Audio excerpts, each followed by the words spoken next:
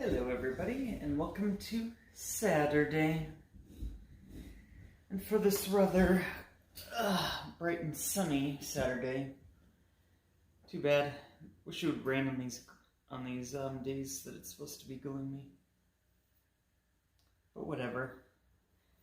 So, here's the deal, as per the formula, it's going to be sad stories. I'll probably go from like the least sad to probably what I think is the most in a series of stories. If there is a series of stories, it depends on length. So without further ado, I'll bring you chapter 6 of A Legendary Promise, aptly titled Where the Bleep Are We? And to give you some context, this kind of follows where the New Life, New Strife picked up in a sequel. By this point, the characters we've come to know have pretty much, left the summer camp at this point, and, they officially have a relationship and stuff, and, well, out of boredom, I made a sequel series, and there will be crossovers as I go along with it, and this is just one of them. Now, how is it sad? Well, I'm not going to spoil it for you, but let's just say when it comes to the mystery genre, death is a huge aspect of it, and it's all about how you write it. So this is kind of a preview into a novel I've been sitting on for a while. I'm still working out the details, but I figured, well, here's a little test writing that I did to that effect. And so by this point, my so-called self-insert character, the Forsaken Scribe, came into their world, said, hey, here's a bunch of portals, go nuts. So they're gonna go through different worlds, and this is just one of them. And so our story begins like this. It was a day much like any other, or so I thought. I dealt with many things in the strange world of ours, hallucinations of things I couldn't explain, people I thought I could trust turning out to be evil. Nothing could surprise me, I thought. But then, ellipses. Claude, Lewis, and Katerina landed in a black and white world full of thoughts and words that landed on the pages around them.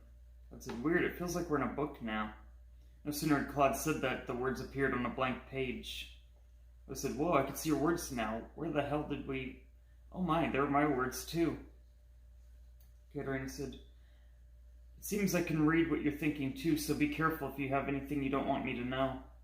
Claude saw through that Katerina's a sexy pussy. Katerina said, real classy, Claude. Lewis wondered if maybe imagining a vivid, colorful world would make it happen in the book. Wondered no more, for it seemed to do nothing short of actually happening.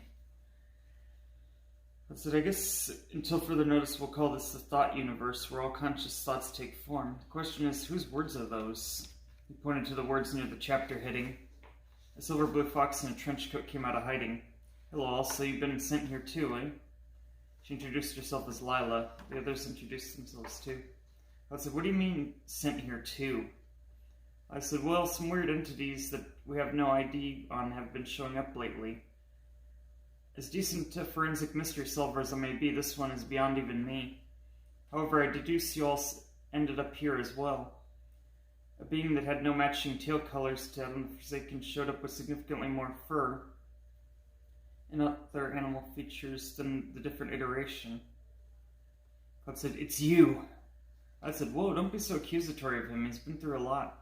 Cloud said, let me guess, he lost someone important to him too? I said, how did you know? Claude said, all people who've lost someone recently have that look in their eyes. I said, well, if you must know, Adam's an orphan now. I said, I'm sorry. He reached out to pet Adam, but Adam instead reached out and pushed it away and took off running silently. Only the sound of footsteps heard from him. I said, Adam, come back, please. Adam just kept running, not seeming to care if he got in the way of passing cars. I said, I didn't mean... I said, don't worry about it. He's been understandably subject to mood swings. Katerina said, poor kid. I said it was just a regular school day for him when he came home to find a trail of red. His two sisters hung from a bedroom by a noose, and their two parents were bleeding on the bed. That's a lot for anyone to just take in, especially a kid. He pushes people away because he doesn't want to grow attached to anyone knowing their lives aren't permanent. I can't say I blame him. I just pray he doesn't turn to a life of crime or kill himself trying to right the wrong. I said that would be up to him, but right now I have a terrible vibe something strange is happening here that's beyond any of us, but I can't put a paw on it. I said, ellipses, get down. I said, what? She shoved Louis behind a crate and a kunai got stuck in it. I said, what was that? I said, Claude, jump. Claude jumped to see a ninja star go under his paws and between his legs into that same crate without hesitation. Carrie said, do you mind explaining what's going on? I said, they were hired by former Mayor Moneybags after he was sentenced to 25 years for a collapsed preschool due to involuntary manslaughter and criminal negligence. He tried to have Adam killed, but instead they killed his parents. And since I was one of the ones that got Moneybags put away, they're after me. I held up the crate she was hiding behind and blocked a throwing knife with it. I said, well, hardly the time to say this. You're pretty nifty with everyday objects. I said, you have to be when you work in this field. Forensics requires a veritable set of skills few possess. They'll take it as a compliment nonetheless. A tiny object hit the ground near them and was beeping. Run, boys and girl. They narrowly escaped the exploding object, which naturally got the attention of police on patrol nearby. We'll be safe for now. They don't want to be caught, so they've likely retreated for now. I said, wow, my heart is still thumping. I've never felt so alive. I said, you said it. I think we should get out of this world or find a portal to a different one. I said, a portal to a different world? I said, yeah, some strange guy wearing a cloak and a catboy were together. They revealed a series of portals that go to different places. I don't know whether they created them, but we should see if there isn't any here. I said, strange guys, eh? Well, now that you mention it, I'm pretty sure there's a cashier that may know more than he lets on. Lila got in her vehicle. Katerina, Claude, and Louis followed her inside and belted themselves as they went to the fast food place she mentioned. Sure enough, the cashier she was looking for was walking into work. I said, perfect, we got him right where we want him. I said, I'm one to talk, but does anyone else think it's a little insane our target as a cash guy at a burger chain? Katerina said, well, it isn't like a person who knows what we want to know is just going to wear a sign saying interrogate me for information. I said, true, but what makes this guy unique again? I said, he isn't just a cashier, he's also a software tester on the side. Who knows what else he does that he's never told anyone. I went inside, ordered some meals, and sat inside, waiting for him to leave his post to go on break. I said, now. I went behind the register to the break room. The general manager was behind her. Miss, if you're not an employee, you can't be back here. I turned around and showed her department badge. I'm a special investigator on behalf of the authorities, basically a forensic detective of sorts. I have a warrant to ask this man what I need to know. General manager backed off. The cashier said, so exactly what is it you want to know? How we make our burgers? You might ask a chef. I said, don't get smart with me. I know you know things about this world that no one else would believe if you told them. The cashier said, you mean that aliens were just furries from other planets? I said, no, that's an established fact in this world. What I want to know is how you can be wherever I go. Cashier said, what? I said, every day when I go to work, you're going to your job or making a scene, but you don't go at the same time every day. Cashier said, we live in the same city, right? Maybe so, but I've even seen you in San Diego and Covina. Cashier said, those are lovely cities. What's the crime in that? I said, and you were in those cities not long after people came to investigate horrific crimes and disappeared when the chaos happened. Cashier said, if people were under attack, would you hang around? Nah. I said, but you didn't drive, and we're not there with any friends. You have another identity, don't you? Cashier said, all right, you got me. I'm the Forsaken Scribe. I write books and poems, and I'm currently working on a mystery novel. So I want to be near places crimes happen to make the books more realistic. I said, wait a second, we saw you in our world too. You even told us you made all of us and it'd be no fun if you intervened too often. Forsaken Scribe said, that's correct. As the author of many works, I can appear in as many or all that I wish. Right now, you're currently in my developing mystery novel, which may not be complete for another year, depending on how or on when I can work on it. Only because none of this is official, and I haven't solidified barriers to prevent supernatural from happening. The portal back to your world is behind the Kavina Playhouse. Go there and you'll find the portal center again, where you can explore other worlds. As for you, Lila, you already have what you need to survive. You won't need my help, for all will become clear. I just need to get my other creations out of here. Soon enough, the Forsaken Scribe's break was over and he returned to work. Claude, Lewis, and Katerina went for the portal and were back in their world. Claude said, "Whew, what a strange trip that was." Lewis said, "Strange? We almost got killed." Katerina said, "Might I suggest we not explore portals anymore until we get some weapons, if we should run into that again?" The others nodded in agreement and went to bed in the cabin that night. There's notes. A pretty short but sweet chapter overall. I decided not to have them interact with the characters they saw before because it'd be too much to follow. They will, however, eventually get to the other realms I mentioned, but I'm thinking of giving each the attention they deserve. I should do one per chapter. Then if I decide later, they can find themselves in one world to do whatever. Thank you for reading. Okay, and that was the end of the first one. Not super sad, not a lot of build-up for it, but it's still, at least in concept, it's there. It just needs to be fleshed out a little more if I actually wanted to make it sad. Now for this next one, it's a bit fast-paced, but still relatively sad in its own right. And as will be the same for the one after. Though the one after is a little bit more down to earth. And you'll see why. But for this one, this one is titled I Still Love You. Love is a weird emotion. Some say it is blind, others say it is intoxicating. If you know what it is until they lose it, this is my story. I live in a town called Smalgar. We are a city of many and a land of untold opportunity.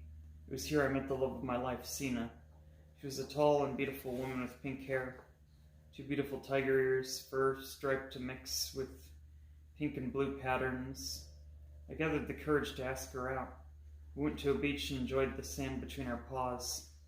I thought Sina was beautiful before, but holy shiznik, what was she doing with a wretch like me when she could wear a bikini like that? Needless to say, she seemed to enjoy my staring. It wasn't long before we got engaged. What I didn't know is I wasn't her first man. I probably should have figured. The pretty ones always have had someone in their lives. Tired and sunburned, she brought me to my home to tend to my wounds. Once there, I lay there as she began applying aloe to my skin and relaxed in the room's zone of ambience. I suddenly heard what sounded like a popping sound, and suddenly her breasts were on my back. "Getting a little frisky, aren't you?" I teased, but no answer. She seemed to be getting heavier and did not move from where she was until I heard a thud. I got up to see she had a wound in the back of her head. I immediately called the emergency number, and she was rushed to an emergency room.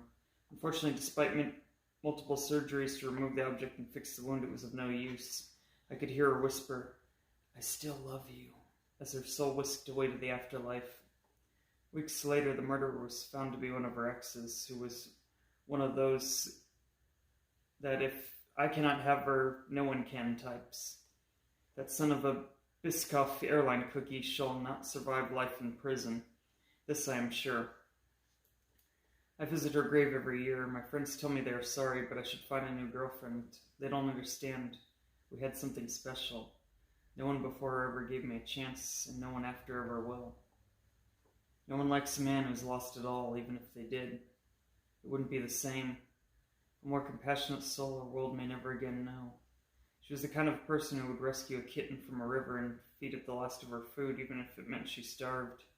She deserves better than this. Though she is dead, I still love her, and I know she loves me too and is waiting. I'll now take my spade and dig my grave next to hers and go inside it. Goodbye, cruel world. Ellipses. And that was I Still Love You. Final thoughts? Mixed. I mean, it has the potential for being a good story. It definitely needs to be fleshed out a lot more if I ever wanted it to be a novel. But for a one-shot, it was good. It had all the elements of describing the tactile sensations of the surroundings, the type of character that was being discussed from their perspective, and it's probably very relatable to anyone who's lost a loved one in their life. That's pretty much all I have to say about that. Now for the last one. This one I just kind of wrote last night for the show. It's fairly short. I mean, it's like not even a page long. But it's supposed to be from the perspective of an actual cat. So, bear with me if I haven't quite conveyed the vernacular they would have, being creatures that can, to the best of our understanding, go meow. Okay, it's called A Cat Tale. Our story begins in the dead of night, wind and rain filling the sky with a storm like no other. I'm a cat and my owners gathered me up in quite a hurry. Where were they taking me? Is it the vet? But I'm not sick, I'm fine. No, I'm not ill. I say, my words fall on deaf ears like they can't comprehend or don't care what I have to say. Wait, this isn't the vet. Where am I? I feel a strange wet substance hit my face. It all goes dark. When I wake up, I'm alone in a cardboard box. The storm has passed and I'm underneath a bridge of sorts. Why was I taken here? Where's my owner? I have to find food. Hello? Will you give me something? Anything? No? Okay.